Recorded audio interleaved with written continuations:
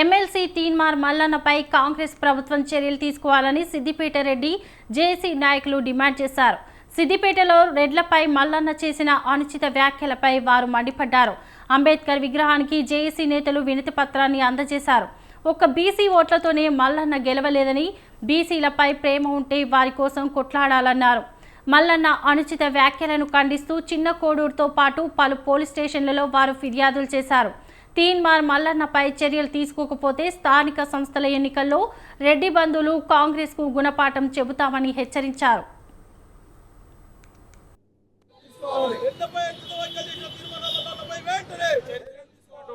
MLC పదవిలో ఉన్నటువంటి తీన్మార్ మల్లన్న రెడ్లపై అనుచిత వ్యాఖ్యలు చేయడము చాలా అసభ్యకరము. ఆయన వెంటనే ప్రభుత్వం చర్యలు తీసుకొని ఆయన సస్పెండ్ చేసి క్రమశిక్షణ చర్యలు తీసుకోవాలని చెప్పి ఈ సందర్భంగా ప్రభుత్వాన్ని కోరుతున్నాం, డిమాండ్ చేస్తున్నాం.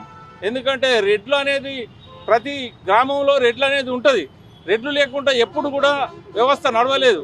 కానీ రెడ్ల మీద ఆయనకు ఎందుకు అంత అక్కసు?